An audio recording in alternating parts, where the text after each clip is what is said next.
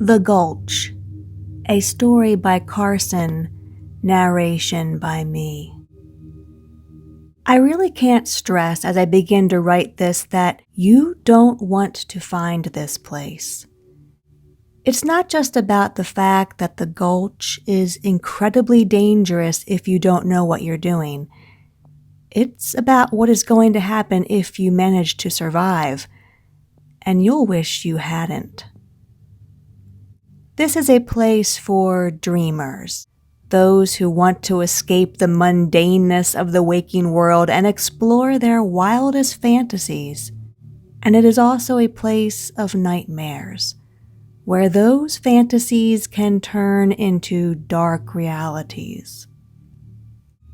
I discovered this place a while back while I was surfing the internet, browsing forums of all things. I won't go into too much detail about how I found it, as I don't want to lead anyone astray. But suffice it to say, if you know where to look, it's not too hard to find. There's a really popular website that has a unique corner of the internet, if you will, that is known to have some writings about this. When I stumbled across it for the first time, I thought it was just a work of fiction. The original author described it as a place where you can find anything you want, anything you desire. He said that this gulch was a place he fell once, and that when he lay there, he came to realize that everything he had ever wanted was there, waiting for him. I read this and laughed it off, thinking it was just some guy's pipe dream. But at the end of the post, there was a single attachment, a file connected to an image hosting site. I clicked on it out of curiosity, and I found myself staring at a map. The author had drawn out the location of this so-called gulch, and even labeled some of the landmarks.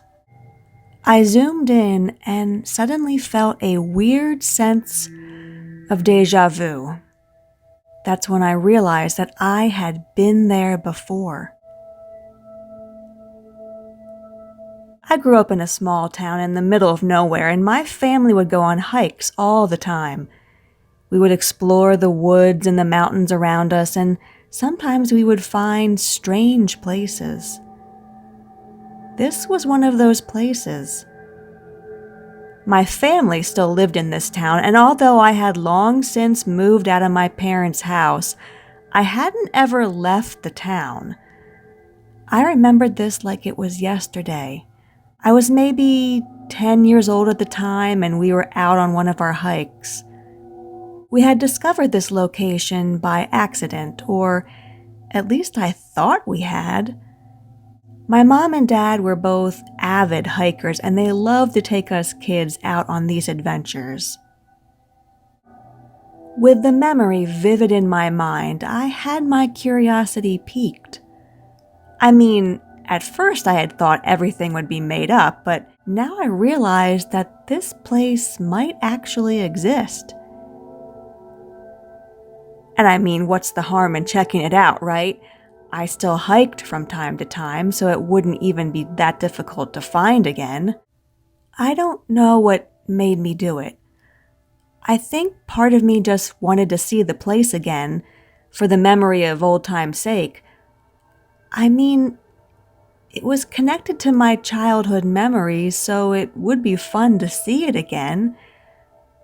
But another part of me wanted to explore this so-called gulch and see if there was any truth to the stories. I know it sounds crazy, but I still lived in the town where I grew up. I mean, it was only a 30-minute deviation from where I usually hiked, so why not?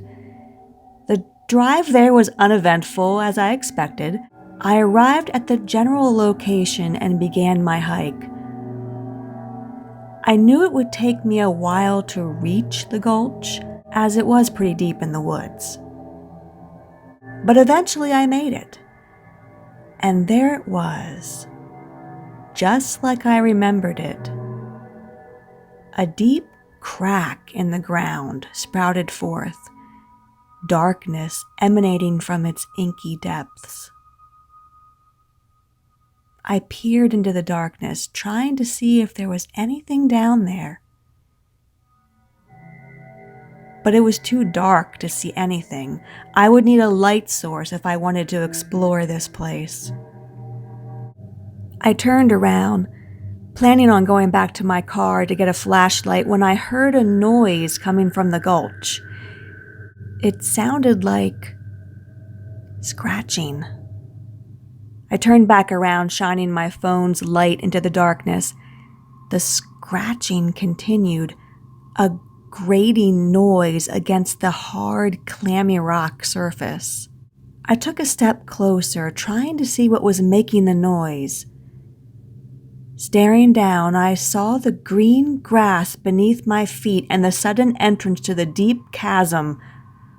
I couldn't see the bottom, and the sides were steep, almost vertical.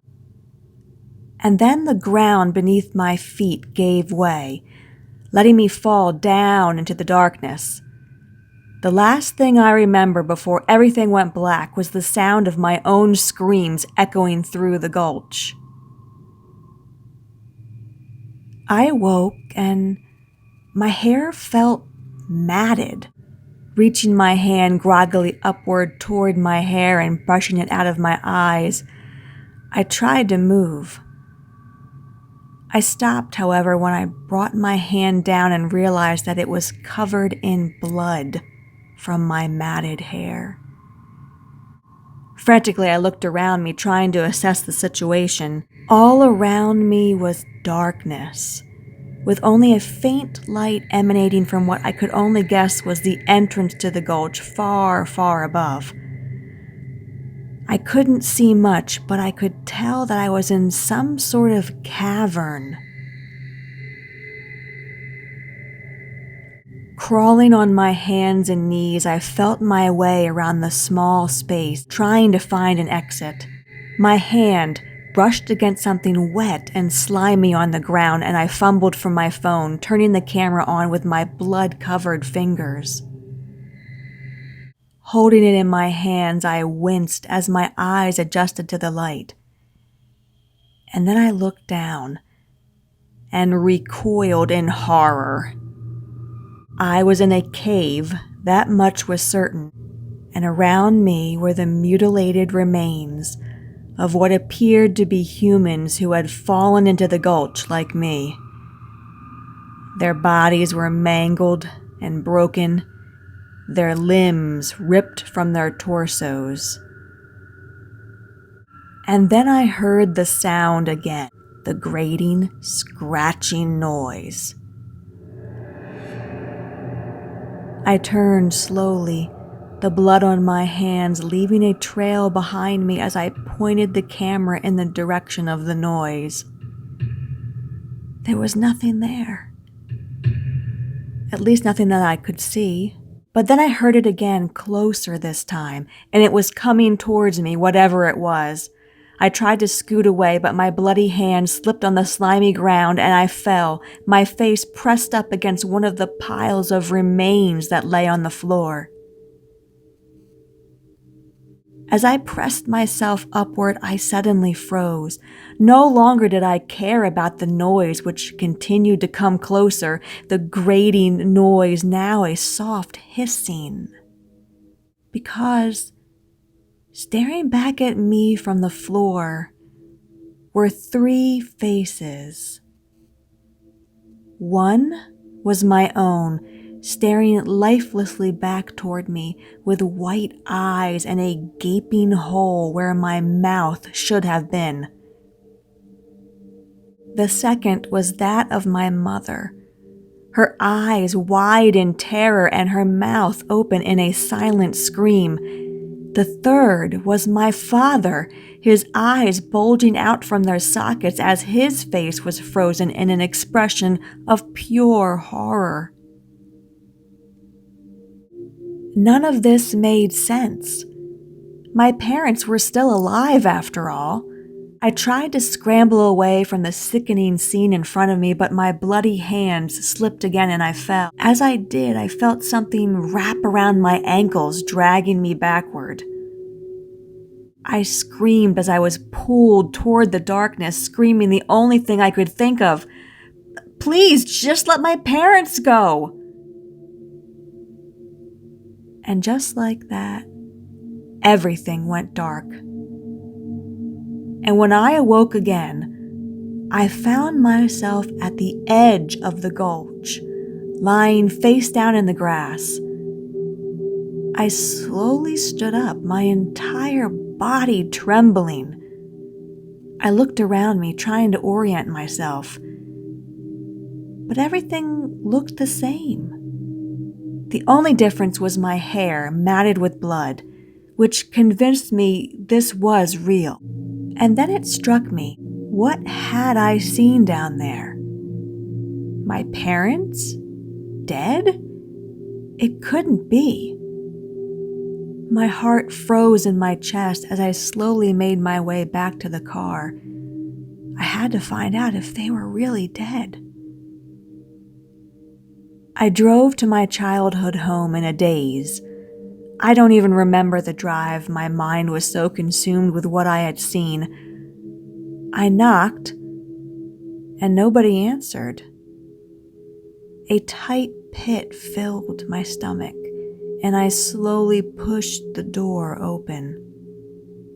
On the living room couch, slightly ironic, I'll admit, both of my parents sat watching television. I breathed a sigh of relief, but it caught in my throat as they slowly began to turn toward me in unison. Their faces began to contort to how they were in the chasm, as I remembered it so vividly, and their mouths opened in a sickening scream. I stumbled backward, tripping over a chair and landing hard. My parents spoke to me in unison, too.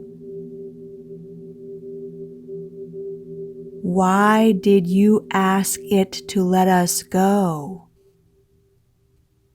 They spoke again. Why did you ask it to let us go? And again, and again, and again. And then there was silence. Their contorted and mangled bodies just sat there, staring at me with those unseen white eyes. I scrambled to my feet and ran from the house as fast as I could. Now, of course, the police are trying to make me tell my story. They're really trying to get a confession out of me, that much is clear. But what can I say? The truth is too unbelievable, and nobody's going to believe my account. I'll tell you what I remembered, though. I finally remembered more about that trip when we discovered the Gulch. I remember that time, just like this time, falling down into the Gulch. But that time, I had fallen with my parents. And when I awoke, I remember knowing I was dying, knowing that my last breaths were being drawn as I stared up at my mother and my father, both dead and mangled around me. I also remember something else, a voice. A voice that asked me a question as I lay there dying in the darkness. What do you want? It had asked. And back then, my heart filled with fear, I had responded through my sobs and the chill of death that was spreading throughout my body. I just want to be back home with my mom and my dad, I had murmured with what would have been my last breath. And that wish had been granted. and so had my second wish. It had brought them back, and it had let them go.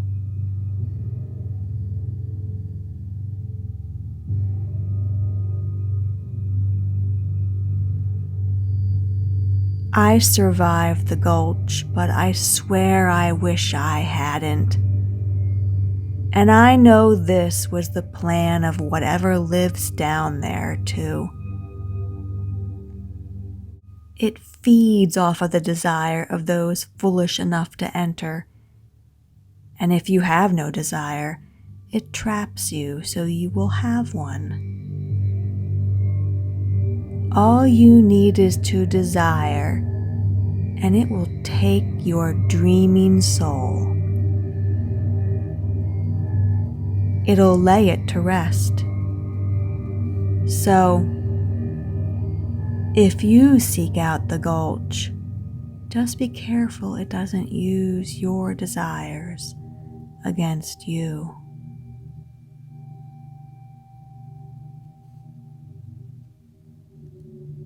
The end. This has been a work of fiction by Carson, narrated by me. Happy Halloween.